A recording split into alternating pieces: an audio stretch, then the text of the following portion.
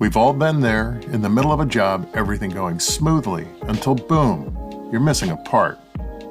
United Refrigeration is your one-stop shop for all your refrigeration needs.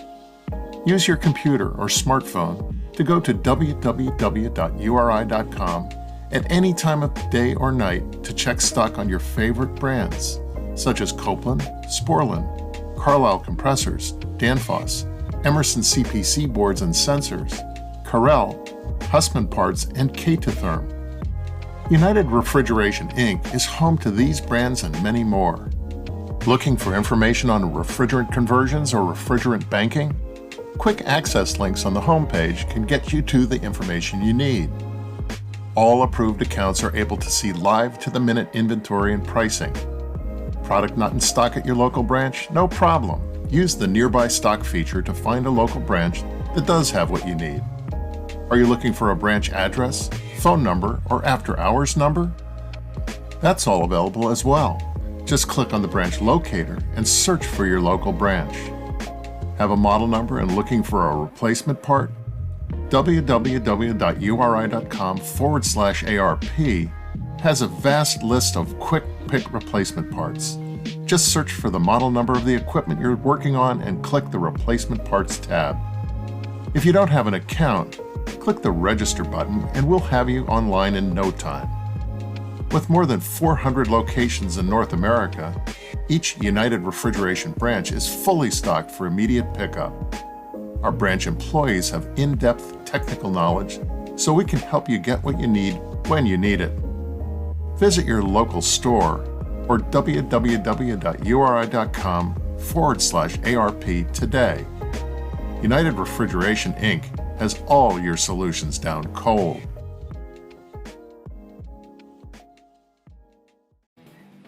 John, how can you always have the right TV for the right application without carrying hundreds of valves on your truck?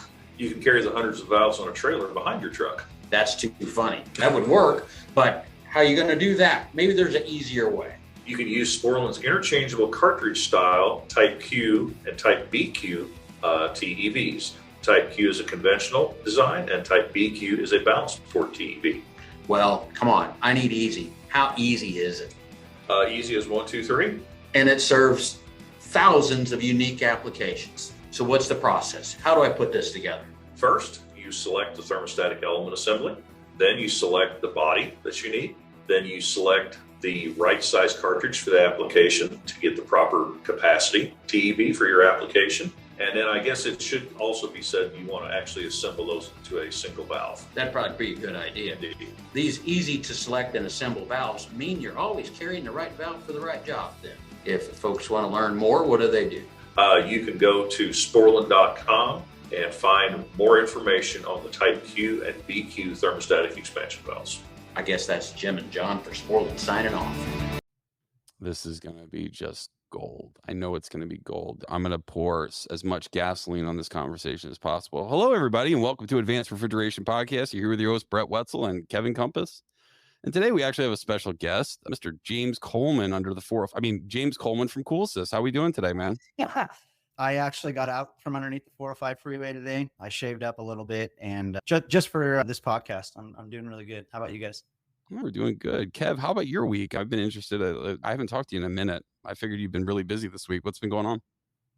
Actually, been pretty chill. Just changing compressors on 30-year-old racks and slamming the keys on a Danfoss controller to hope it just doesn't work anymore. So you push them through the screen? Yeah. And then, other than that, just changing compressors and trying to catch up for me. Having a couple of days off last week. So in the utter chaos that was the beginning of the week.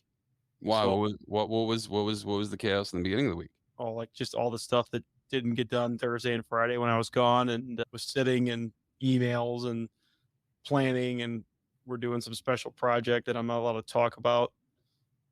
So I mean, we talked about this. You'd probably be a little bit better off if you did a little bit more and work with your buddy to make sure you get them up to par where he needs to be. Really, you really want to go down this conversation, this rabbit hole? No. James, how you doing today, man? I'm good. I'm actually, I feel really honored to be here. Oh, that's awesome, man. I don't know why, but for anyone that doesn't know, James, why don't you tell everyone a little bit about yourself, how you got in the industry, and and what you do on the regular, and how long it took you to maybe get there, and So my name's James Colman. I've been in the industry for a little over 10 years, maybe 11 years. I don't know. I'm losing count by now. My dad's always been in air conditioning, the industrial side, on doing EMS and controls and stuff, writing programs and that sort of thing. I never wanted to get into this industry because I didn't feel like his job excited me.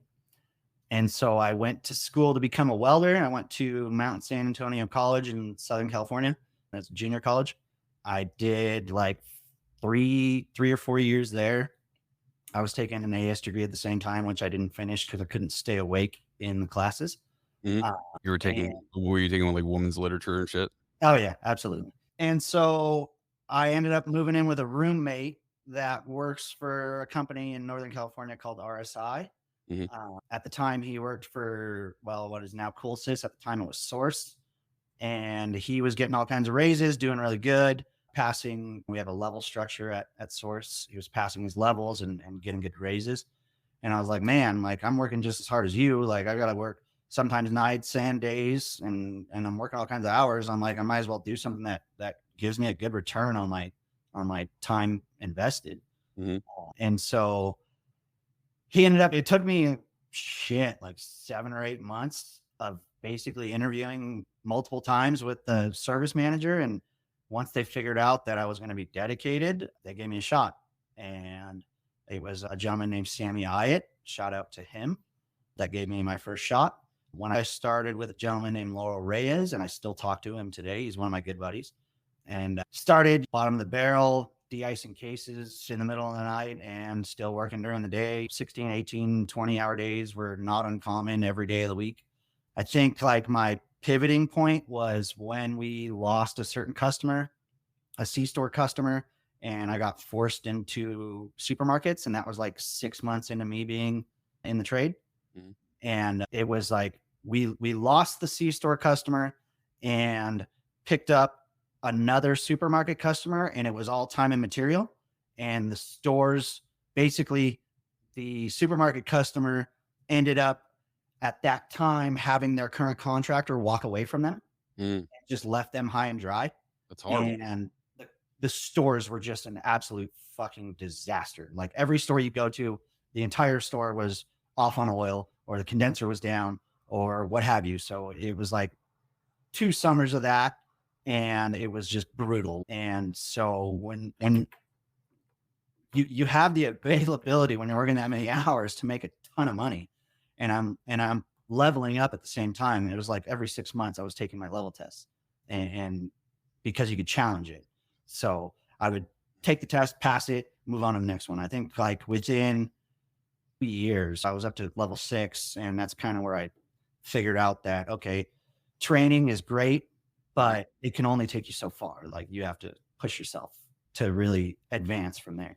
And then I left Coolsys after about like 5.5 years to pursue an opportunity to be a service manager, which I found out was a complete and utter mistake. The service manager portion of it anyways. Yeah. Because I don't wish that job upon anybody, honestly.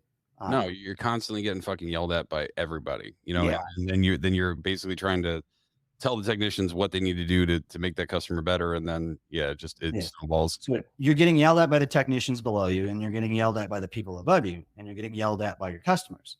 And it's like, all you're doing is getting yelled at. Like I can get yelled at a lot. I can take it. But you reach a point where it's like, you know what? You don't want to fucking do this anymore. Totally not worth the money. Hell no. Like, and you're getting paid less money. It's like, and you're on your phone more. You're like, you're technically not on call, but you are on call. You don't have to go out and physically work. Yeah. But every single day you're on call and you're answering phone calls at like 1, 2, 3 in the morning, whether it's Friday, Saturday, Sunday, Monday, Tuesday, doesn't matter. So while I was there, I was in charge of supermarket startup. So the company I went to was mainly like C-store based, but they did have a couple supermarket customers, and they were doing a lot of construction at the time. So this was probably 6 years ago. They were doing a lot of construction at the time with CO2 transcritical CO2 systems. So that's where I first started, was about a good 6 years ago. So I saw the beginning of the iPro and then the transfer into the 326A.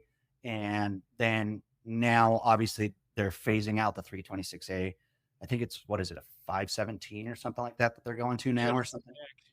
So I was gonna say, I thought it was like a 782 iPad controller or some shit. Something like that. So But it's have you messed with it, Kevin? no, they put the 326 back into production. Oh, did they? So they were able to get the parts out. Yeah, because I was talking to Squires about this the other day. Because he said, he goes, yeah, we can get 326s again. They're making them again. So from what I heard, like some of the parts that they were using were like end of life as far as the manufacturing process for the 326A. The electronics and shit. They just had to figure out another way to do it. Yeah, they found another way to do it. That's what I'm thinking. I mean, it definitely has its limitations. If they could fix the Modbus part of it to the E2 and microthermal, like you have to be able to see that thing. Even if they can make it communicate on BACnet, then there's a really good guy over at EMC that can write description files for it. And the cool thing about working with him, his name is Miles, but the cool thing about working with him is that, yeah, you pay him to write that description file or what have you. But if there's any issues with it, he will work through those issues with you. Like, I mean, it doesn't matter if it's now or a year from now, he'll work. It should be writable. That's the thing. Like it's a Modbus device still. Yeah. So I mean, it still should be able to be picked up on the E2 as a Modbus device. I agree. I mean, I bet the problem is that Danfoss probably won't give out the inputs list for the 326A, and that's why they can't write a description file for it. Correct. That is the issue. I'm assuming Danfoss would give it out. I mean, and it's a huge issue because we actually just had an issue with this at another rack that I was talking through the phone with somebody. They were there like 7-8 times working on this. My old shop was, and I'm talking to a guy, one of my guys that I trained in the morning. He's like, this thing it's running fine. I get here, it's running fine. It's the whole rack down, crashed down, high head, and finally caught this thing. One of the wires had broken in the head of one of the Danfoss transducers. Interesting. So when a compressor hit a certain frequency, it would vibrate a little bit. Yeah.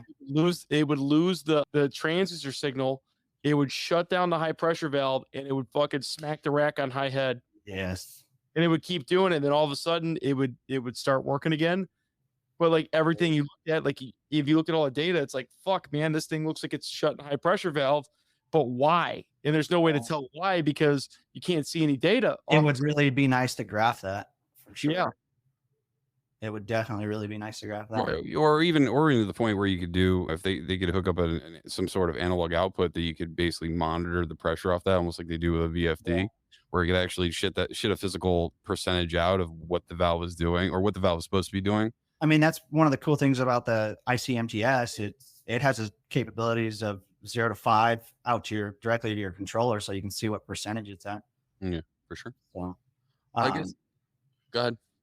So basically, I got started, and I've seen the evolution of the first iPro, and now the second iPro, and 326, and all that.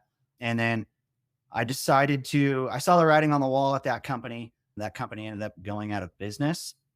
I left that company 6 months before they shut their doors, and came back to Coolsys, and I've been in startup at Coolsys ever since. And I am right now, my day-to-day job is programming for our company nationwide.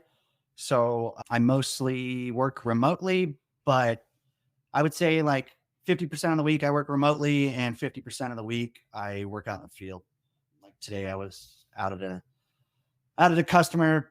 We're going to be starting up another TCO2 store. It's got a Kaiser rack. The thing that really bothers me is they have 3 different case manufacturers in this store, and they're all using different case controllers.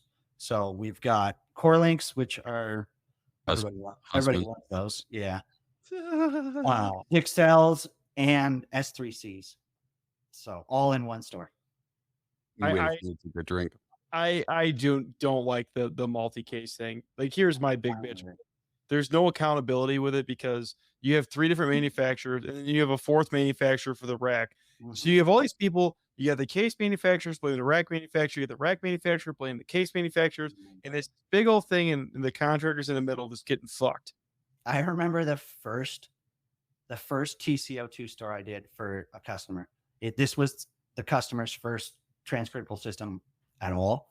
The customer had a subcontractor in charge of the programming, and it was LMP rack, and they took a Hill Phoenix program and dumped it in there and thought it was going to be okay. And like they associated all the inputs and outputs and stuff, but it was just completely bass backwards. And like, I told them, I was like, I'm not going to start the rack up. Like, this is stupid. I go, none of it is going to work. And they're like, well, what do you mean? And we ended up having this big old conference call with all the big engineers from the customer and stuff like that.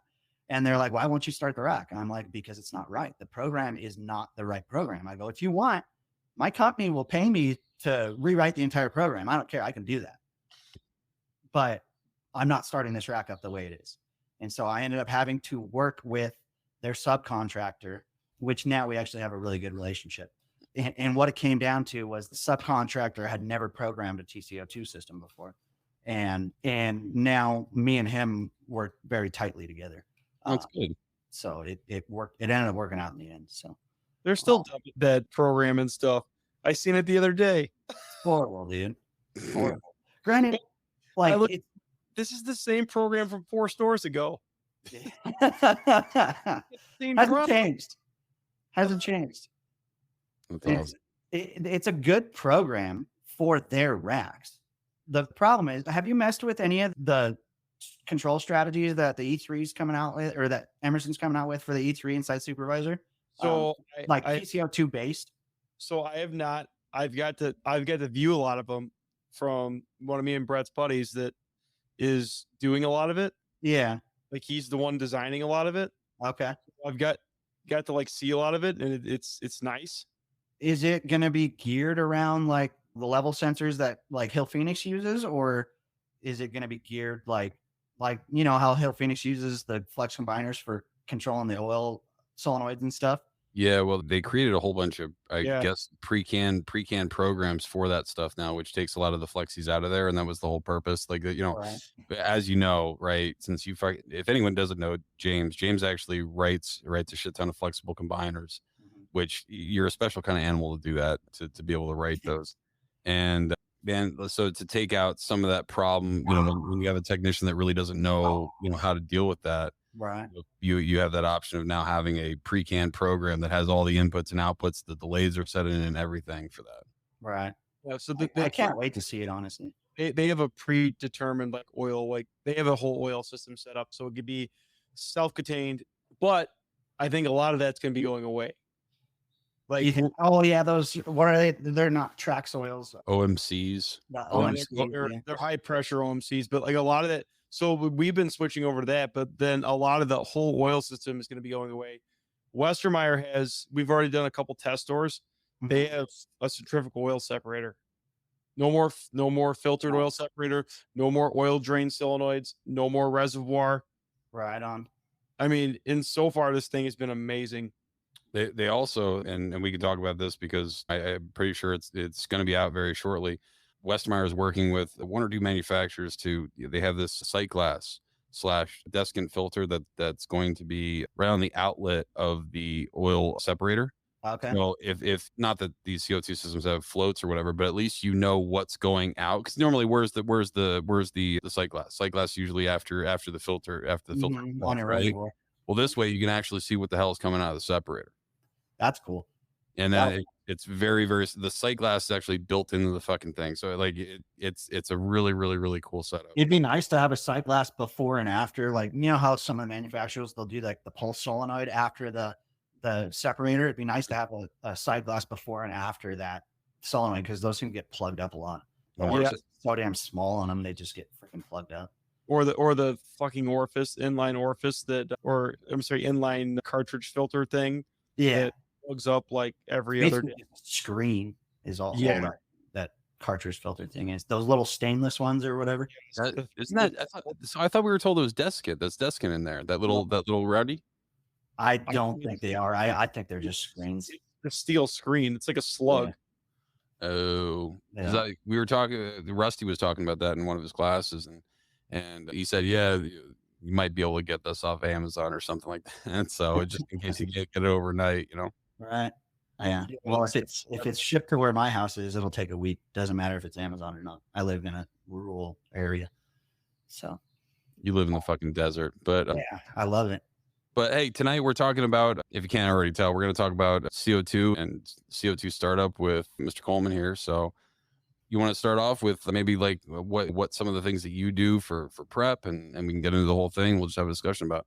Well, so most of my startup experience lately, at least the past year or two, is I've been flying around a lot, traveling a lot. I've been to Montana, Arizona, but most of my experience is when I get on site, you need to have the vacuums almost completed or completed. So I don't really have to deal with vacuums too much anymore, but I do still do vacuum down here in Southern California. I'm so jealous. It's kind of nice, honestly. I don't know. I'm so freaking busy with programming and tech support. I don't even consider myself a startup tech. I think I actually, on my email, I call myself technical services now. just because it's like I'm working so much. Well, I don't know. I'm probably not working as much as Brett, but I think Brett does that to himself. Yeah, no, I do. Well, the other thing is too that you didn't mention that James also is one of the trainers at Coolsys as well. So I try and help Brett out with that as much as possible. That way he doesn't have to make too many California trips. Why do you think it's going to be 6A and B in Houston? You're going to be in California all by your lonesome. If everything goes well, we'll be doing a lot of CO2 training too. So we'll see. I mean, the training center's looking pretty good in Houston. I'm not going to lie. You're doing a good job over there. Thanks, man. So really, my main thing is if I get there and vacuums aren't completed, I'll assist with finding leaks, but especially like one of the last stores I did was in Phoenix, Arizona. And I get there and they're not pulling vacuums. And they're like, oh, yeah, the rack's pressurized to 100 PSI. So I get up on the roof. I hook my gauges up because I just have a decent CO2 manifold with hydraulic hoses and stuff like that. I just went to Hose Man, like US Hose, and had them make hydraulic hoses for me with 1/4-inch connections. It's very beneficial when you got to like transfer gas from the high side or what have you, when you're pumping out the separator or whatever. So I'll hook up my gauges or what have you. And the rack's flat, like completely flat. So I go downstairs, I hook up nitrogen, 6-pack of nitrogen to it, and I start pumping it up. I'm like, what the heck? What the hell is going on here? It's just fucking blowing, like, and I'm not building any pressure. And so I leave my regulator at like just 100 PSI, and I walk up on the roof, and the rack's like, I don't know, probably 50 yards from it's basically on the other side of the roof, like compared to the hatch. Yeah. And I can hear the leak when I popped my head out the top of the roof. And I'm like, are you fucking kidding me? So I freaking pull the nitrogen off. I weld up the T and then pressurize it again. And so as far as pulling vacuums and stuff like that, biggest vacuum pump I can get, I typically only use one vacuum pump just for the fact of, and honestly, maybe Kevin can explain this better than me. But as far as vacuum pumps goes, I only like to use one just for the fact that, let's say if you use a bigger one or what have you, you can actually pull through that vacuum pump. Is that theory, or would that be? Well, so if you use a bigger vacuum pump, so like, for example, it's not as bad if you have a vacuum pump with a check valve. I've been told. Well, if you have like a lot of new vacuum pumps don't have check valves. So like, the piece ones, if you're pulling through there, like they don't have a check valve in there. So it'll, if you get one that's stronger than the other, it'll pull through the other one. And you have pressure drop on vacuum pumps. So on vacuum hoses and equipment, right? Because they're outgassing. Yeah. So if you have one pump with less of a pressure drop than the other, and you're in a super deep vacuum, it could possibly pull air and moisture back to the other one. So I will generally start a vacuum. If we're under the fucking gun, I'll start a vacuum with multiple pumps. Oh, okay. I I guess it wouldn't be an issue if like you made sure that you isolate, like if you were just isolating this vacuum pump to this system, right? And then you're Right. isolating that to that system. Yeah, you might have a little bleed through. Hopefully you're not having any bleed through the ball valves, but at least you could do I that. literally, I've come to the point where I don't trust any ball valves. If I'm No, gonna- me either at Yeah. all. I literally, I don't trust any ball valves. So If we're under the gun though, I'll run multiple pumps and I'll get the rack below like 1,000 down to like sub 1,000 microns. You right, can like before you cut over to just one. cut over to just one pump and let it pull. Like that way I off gas the rack, get all the non-condensables out of there, get as much moisture out of there as we can. That Right. way you let the big pump just do its thing. Actually, I learned a lot from listening to the HVAC school podcast as far as outgassing and as far as like moisture and how you can actually change the point at which moisture boils off. And I did a lot of studying on vacuums from that, like the whole theory of if you put water in a room and then move the walls of that room in, what are you doing as far as changing the point at which a sealed room, let's say, this is obviously all in theory. Well, you'd be increasing the pressure. Correct. You're increasing the pressure of that. So you're therefore changing the point at which that moisture will boil off. 100%. That's why we can pull a vacuum on a mason jar and have water boil at 75-degree temperature because we're Right. basically lowering the boiling point. Yeah. And then I learned a lot of like there's so many theories that all the old timers have. I love hearing all the theories. Oh my God, the water freezing theory that you're Exactly. You knew exactly where I was going with that. in a building that's 95 degrees and like Yeah. oil Like is- I could see that being possible if your freezer was already down to temp and your lines are at like -10 or what have you. But you a whole bottle of water down the lines. Like, yeah, exactly. But other than that, like all these other, like, I swear to God, it's like crazy rabbit holes that people come up with on pulling back. Yeah. I like to use like one of my really good tricks is the True Tech Tools vacuum gauge, where you can actually graph your vacuum. So you can actually, have you seen them, Kevin?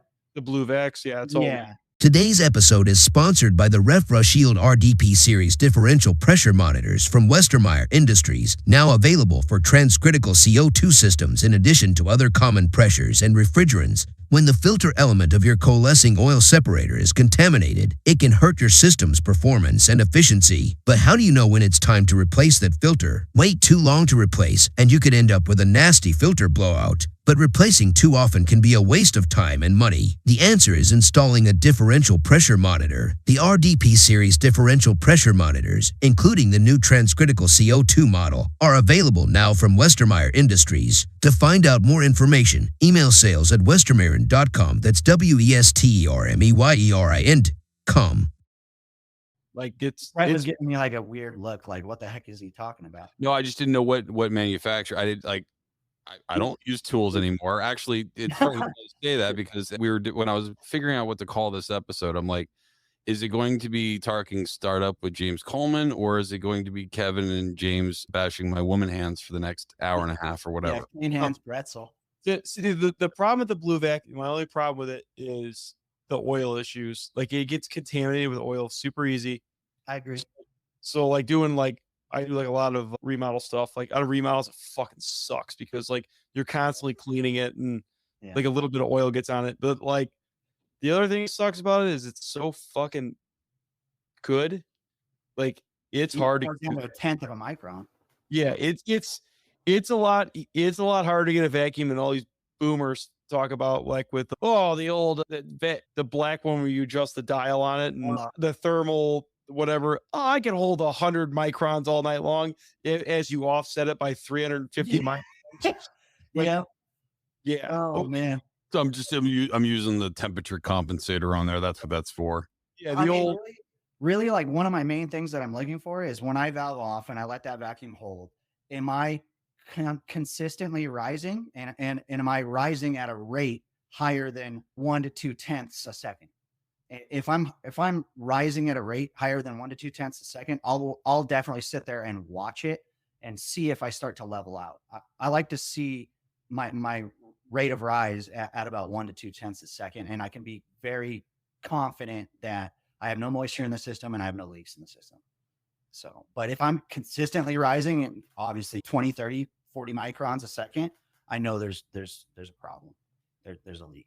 So, and really like one of the main reasons that I can be so efficient is like I've seen this work and I know it works. And because of that experience of watching these vacuums so many times and doing so many startups in the past 6 years, that I can tell pretty much right away when I have a leak and when I don't, just by watching that rate of rise and following my graph. How many wet cases have you gotten lately? Have I had lately? Yeah. Well, I'm going to have the Carnot system. So we had like, there was a store come in and the fitters were cutting the lines and like, fuck, there's water coming out of the, oh my God. They would test them, make sure there's pressure in them. And they were just whacking them with the Milwaukee finger snatcher, right? The electric tubing cutter.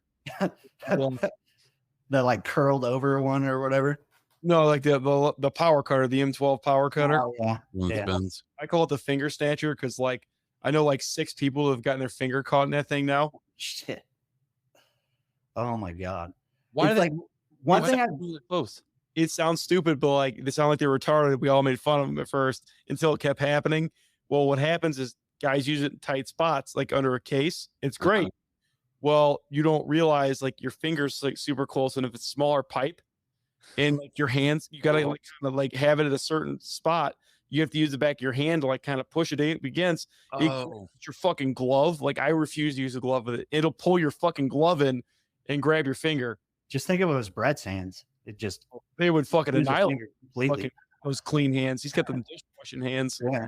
He probably doesn't even have calluses anymore. You guys can keep going with the podcast. I have dinner I have to make for the kids, so just letting you know. But no, we're cutting in these cases and they're fucking shooting water everywhere. Holy shit! So it's like so I ran into that a couple of years ago on a system, and I basically made them cut. And I was helping as well because it was just we were under the gun. And once I figured out that there was so much water in the system, we flowed nitrogen and that RX-11 flush through everything. I think we went through like 6 cases of RX-11 flush to try to get everything out, and we were successful, but it was a nightmare. It just takes like we did a bunch of frozen food doors, and I just ended up wiring up the heaters and cooking the cases. Putting them on like freaking 100% of the time until the gaskets were melting. So we were keeping the cases at like 96 degrees. Holy shit. I mean, yeah. I mean, that was the only thing we could do is like it speed up time. How long did it take? A day and a half. Wow. How hot were the cases? They were at 96 degrees. Yeah. What'd you do? Wire a temp sensor and put them on a contactor or something? We were cycling the heaters on a so I had defrost heaters in the cases, and the manufacturer thankfully they did not have a high safety. Oh, really? They didn't have a high limit clicks on? So we're in there and I was cycling the defrost contactor on and off on temp. Crazy. And that's a good idea. I got enough heat in there to cook the water out because I mean, you need heat. Like heat is the only thing that heat and vacuum is the only thing that removes that. Nitrogen doesn't do shit. Like it doesn't absorb anything. So another one of my tricks of the trade is like those 1/8 inch MPT plugs. Yep. I keep a shit ton of those. And like I've just acquired them over doing so many startups. I keep a shit ton of those in my van and in my bag. And so I'll pull out a lot of the case manufacturers, they'll come with the transducers and stuff inside the cases already installed. And I'll pull out every single transducer and I'll put plugs with Teflon or whatever in every single case. Because as far as my past experiences go, I've had so many issues where 1 or 2 angle valves or 3 angle valves will bleed by, and you're sitting there chasing this tiny ass little leak, and you're not able to pull vacuum because of it. So that's like one of the first things I do is I go in and I put in 1/8 inch MPT plugs in every single transducer. It's the opposite. So I open them all up. Do you? Oh, so you'll open them up to the transducer, or open them up to the transducer and I pull vacuums on the transducer. Do you? You don't even care anymore. Huh? Well, I mean, just the wise tail that it destroys it. Technically, they're not absolute pressure sensors, so I could see it hurting. So what I was told, the only transistors that were affected by that were the original CPC transistors, the 12 volt ones, the old ones. Oh, the okay. Genesis ones. Now, microthermal actually encourages you to do it. Really? So all their transducers are vacuum rated. You could pull vacuums on their transducers all day long. So that would mean they are absolute pressure. They are absolute pressure sensors. So like on a car engine, they'll use back in the day, they used to use MAP sensors, mass airflow sensors. Now they're using MAP sensors, manifold absolute pressure sensors, which are rated for vacuums and stuff. Yep. So like you could technically pull on them all day long. So I do this for two reasons. I do it for the vacuums because that way the valve's backseated and I could nylog the cap. Yeah. So it's nice and good. I can nylog the cap, make sure they're not leaking, and I want them pressure tested for the original pressure testing because I want to know if any of them are leaking. Right. I really like that vacuum seal or vac seal stuff, whatever it is, but I don't know if they still manufacture. It is nasty, but I don't know if they still manufacture it anymore because of some issues with, I don't know, EPA or something like that. Yeah. I'm a big fan of leaving them all on because that way, if I put my hands on every single one of them, I know they're open and I don't have to deal with it during startup. Going back in and installing them all or making sure they're all hooked up and they're ready to go. I rather just have them all good to go. One of my actual favorite tricks is I learned from listening to you guys. I don't remember. I think it was your CO2 startup episode, but duster. So like basically while I'm pulling my vacuums, that's when I switch my focus to all the case controllers and I will check every single case controller and I will go through every single temperature sensor, coil temp, suction line temp, discharge air temp, and I'll use duster. Probably go through, depends on how big the store is, 2-3 cases of duster, maybe even 4 or 5 cases of duster. I really don't care. And check every single temp sensor and every single transducer. So what I'll do is I'll typically, if we are contracted to do the low voltage, I'll pull a Cat 5 to the sales floor. Sometimes, depending upon how big the sales floor is, I'll pull a Cat 5 to each end of the sales floor and I'll hook up a wireless router and have my computer with me basically right next to me so I can check every single sensor and watch it change temperature. And then I'll unplug each transducer or plug in each transducer to see if I get a value change. And that definitely, it's like back in the day before CO2 systems, everybody has gotten so comfortable with just basically flipping a switch and then figuring out all your issues. Well, now with these CO2 systems, I'm more likely to find all my issues first and then start flipping switches. And just half of that is just figuring out ways to find those issues. And so you can move forward. I mean, the validation of the case controllers is the biggest thing. That's why I like the SC3s a little more. I can at least do it on my phone. Right. Have that access. I can at least make sure that everything in the app reads right. Right. Yeah. The biggest thing I like about the S3Cs is not being able to tune the PID because I don't feel their PID is right yet with CO2 systems. It does not hold set point worth of crap, in my opinion. Well, I guess it depends on what customer you're at. Yeah. I feel that like one customer's control, the way that they're doing it is a little bit better than the next customers. Right. Remember, like a lot of that stuff's being set by the OEM. Yeah. So the OEM requirements at customer A are different than customer B. Right. So you go into a Walmart and they're a lot tighter. It's just, I like the Dixels just for the fact that you can, like me, I can sit there and tune, what is it, P&I, right? Yeah. My only complaint with those is they're so canned that like you can't do a lot. Wait, with Dixels? Yes. Yeah, I would agree. But they have a perfect application. I mean, they're an application where like, I mean, you don't need to adjust a lot, but like there's not a lot of flexibility when you comes to other things. But that's why that CC200, which I'm getting ready to do a store with them. So I haven't worked with them yet. I've been talking to Sean Gay about them, so we'll see what happens. I want to do some jobs with the CC200. So I mean, yeah, that looks very promising. But yeah, like the duster trick is fucking killer. It's amazing. When I heard that, I was like, holy shit, I'm doing this on every job. I think right now I actually have 2 cases of duster in my van. So just because it's like one of my number one use too. I use them on leak detectors. Holy shit, this guy is getting high. Hey, oh man, Sir, could you explain why you have all this dust dirt? I don't know. I don't know. it's a hobby. Do you take the cans of duster onto the airplane and they're wondering why you're in the bathroom so long? Right? Yeah. So Hey, this it's all right, Brad. At least I'm not keystring relays. so we actually did this the other day because we ran out of duster and we were kind of in a pinch. We were wheeling around a fucking CO2 tank. There you go. Oh yeah. A full size, what, 50 pounds of liquid? We were literally walking around the CO2 tank with we have a braided steel hose that we use, and we shut off on the end of it. And Jake's just walking around with the fucking just giving her a squirt every once in a while from case to case.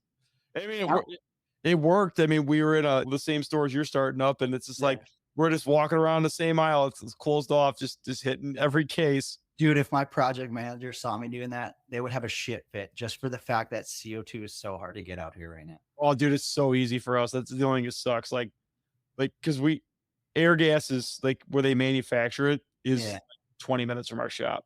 So Airgas and Lindy are technically the two manufacturers, right? I think Praxair gets it from Lindy, but like, so the job that I'm doing, that I'm going to be doing starting Monday, we need like 14,000 pounds of liquid. Probably need 18,000 by the time it's done. Probably. It's a Carnell wreck, so I'm assuming we might have some relief issues. But so we need 14,000 pounds of liquid, and we had to cut a deal with Lindy in order to be able to get the refrigerant. So because there's just not that much in the area. Are they bringing a tanker truck out? No, it's all 50-pound cylinders. So we're getting ready to do a job, and they're bringing a tanker truck. That's cool. What's the pressure of that tanker truck? They said they could pump it up to fucking whatever we want. Really? So it's that'll be interesting to see. It's got an external pump on it. Oh yeah. So that's cool that the tanker has the external pump on it. So the external pump, he said he could pump it up to 1,800 pounds if we want. Yeah. The problem is you're gonna hate it. They only do like 4. Well, I don't know. It depends how big your store is. It only does like 300 to 400 pounds of liquid per hour. So it might take you some time. Like 4 times that. Really? So we were looking at, because the only way we could find the quantity that we needed was, previously before we got in contact directly with Lindy, was VGL tanks. And those VGL tanks, they relief at 350 PSI. And so they're asking me, they're like, oh, is this going to work? And I'm like, well, technically no, unless I freaking pinch down the suction set points on the racks. I go, and so here's the problem with that. I go, you might want to talk to the manufacturer and see if they'll void warranty if we do that. And so they talk to the manufacturer and they're like, yeah, we don't want you doing that. You're going to raise the compression ratio so damn high, you're going to kill a compressor right away. And so they ended up being able to find it, but they were going to provide us with a pump. Well, the problem was the pump's pneumatic. And so it was a pneumatic pump and you have to use an air compressor to run it. Well, just the air compressor alone was going to cost like $5,000. And then renting the pump was another like $2,000 or $3,000 just to rent the pump. Damn. And it was like all this other stuff. And I'm like, honestly, like at this point, unless you guys find me high pressure tanks, then we're going to have to do this. And the manufacturer's just going to have to suck it up and I'm going to have to suck down the compressors. But luckily we ended up getting a hold of Lindy and cutting the deal and making it happen. So they're going to basically at all times, solely for our use, they will have 10,000 pounds of liquid. You should get them to send you out bottle racks. We just did this with Airgas. It was fucking amazing. They sent me out bottle racks. So the entire skid was tied together. So is it like a 6-pack of nitrogen style bottle racks? Yes. That would be rad. They have a header system built into it or something? Yes, it was complete header system built into it. So all you had to do was go through and turn the tanks on. That's cool. So Carnell, I'm sure you've probably used it, but Carnell has a manifold, a charging manifold. Yeah, just to make sure that makes it back. Like every one we've done is one of my startup guys has it in their van. Oh, seriously? Yeah. Yeah, I don't. I took mine. Like years ago, like my nice stainless charging manifold. You Yeah. take out I took all the quarter fittings out of it. I went quarter to 3/8 flares, and I took their nice service valve, or the CO2 tank valves. They supply you with 1/4 inch taps. I bush them up to 3/8 flare, and then I run 3/8 black hoses on there, and it rips CO2 through there through a 1/2 inch hose. You could probably hear it whistling. So mine has 7 taps on it. I can empty 7 tanks into a CO2 rack if I put a 1/2 inch hose tap on there in about 8 minutes. Holy crap. That's impressive. That's pretty cool. I'm definitely, maybe I'll reach out to my project manager and see if I can get Laney to put them on the racks, just like the 6 packs of nitrogen. That'd be cool. So much what I was thinking, I was like, dang. So then if I have 6 packs of nitrogen, or like 6 packs of CO2 tanks, plus that 6 tank charging manifold, I could hook up essentially six packs to each rack. So what's 6 times 6? That's 36. And each rack, we're calculating each rack takes about 300 pounds. So it's like 60 tanks per rack. So I've been kind of like messing around with something, and I've almost got it figured out how I want to do it. But like I have this problem, like obviously CO2 startups usually take 2 people. Like you usually you need 2 startup guys on site. Yeah. Been kind of tough. Competent. Yes. And like when you're getting into these smaller accounts like Aldi and Trader Joe's and stuff like that, there really isn't margin for that. Right. So what I've been kind of messing around with, usually I only need a second guy on site when charging is happening. Right. Usually using the construction foreman. I mean, they got enough stuff to do, whether they're buttoning up drains or everything else. So I've been messing around with it. I have it working for like purging now. Mm-hmm. So what we're doing is taking Amazon sells like remote relays. Mm-hmm. Like you could put on a keychain, like a car keychain, and it's a remote relay, and it'll drive like 7,500 feet. Some of them are 200 feet, and it's driving a solenoid. A coil? Yes, it's driving a coil on a solenoid for purging. So the guys can just hit it on the lift and start to purge, stop the purge. Right. I'm trying to get my hands on a high pressure CO2 solenoid and see the coil diameter, see if that coil will fit over it. No, I'll just get a coil for whatever it is, and then run off the remote relay, so I could start charging and be inside doing whatever I need to, and just stop charging immediately. That would be rad. Let me know if you figure out. I might even start looking into that. I just need to find one of the DN solenoids, the high pressure solenoids. Right. But I'm trying to find one where I don't have to pay for it. It's just like came with a rack and just somewhere. Speaking of that, the store I was at today, just overlooking and helping the foreman out. They put, I think it was 110 bar hot gas dump solenoid that it's rated for 110 bar. I couldn't find any other information on the valve, but the obviously 110 bar, it's less than 1740 PSI. So my relief on my high side is 1740. And so I'm kind of worried about that hot gas dump solenoid on that high side of the system because it's only rated for 110 bar. I don't know what the burst pressure is. I'm assuming that the pressure that they stamped on the side of the valve is working pressure. So I'm assuming that burst pressure is higher, but I'd still want to verify that. Probably way higher. Hopefully, like you get to take it out and it's like the right size solenoid and you could just use it for running the charging. That'd be cool. It's sweating there. Oh, unfortunately. I wish it was those stainless ones with the flared, the compression fittings. That's what I'm looking for, to kind of like mess with this, because it'd be a lot nicer to be able to just hit the button on my keychain, stop the truck. I'm wondering what the delay is on that. It's not very long. Right. Like it's pretty quick. Right. That's like one of my biggest complaints about all the EMS systems this day and age. The update rates are so slow. Yeah. It's not where it should be for how cheap processors are. Yeah. I feel like as far as technology goes, I feel like refrigeration and air conditioning systems are always like 5 to 10 years behind the actual technology industry. There's so, like, I mean, if you look at how integrated you can make your house these days, it's sad that the integration as far as the systems we work on, it is still so far behind. Well, and then if you look at like the HVAC sector, like the actual like controls that they're using, I mean, they're leaps and bounds. Like they are Yeah. critical, but like they're leaps and bounds ahead of us for just say for graphics and like processor speeds and integration between manufacturers. Pretty much every manufacturer you go to in like the HVAC sector, they all have to talk to each other, whether there's Metasys, Train, Carrier, like we all have to be there is no ifs, ands, or buts. It's like you're either integrated with everybody else or you're out of the whole crowd. Right.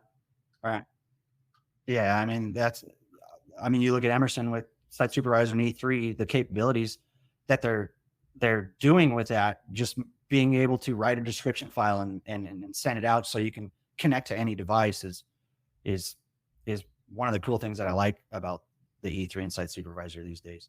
But so they're catching up. They're slowly catching up. So what's your thoughts on the starting up the oil system? Like how do you go about it? Like are you pulling vacuums, breaking it, and then getting your oil in there, or are you putting oil in? I don't like doing this, putting oil in, then pulling vacuums. Nope, I'd never do that. I hate doing that. So I'm the type of person that I like to pull a vacuum down to basically as low as I can get it. So 60, 80 microns.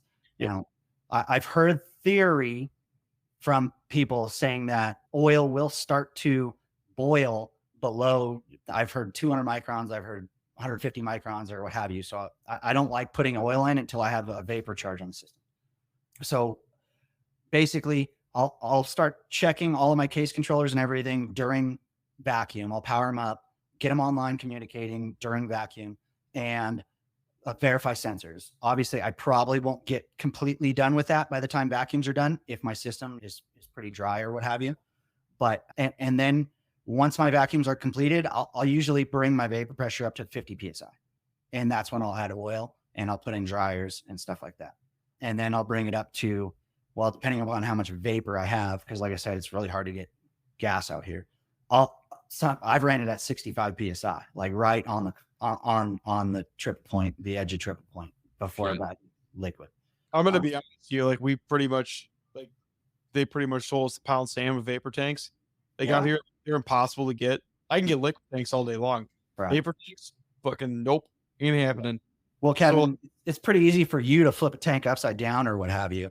As far as the tank goes, I mean, I don't flip them. Like I just let them rip. He said that on one of the last podcasts. I was like, are you fucking serious at this point? I'm gonna be honest with you.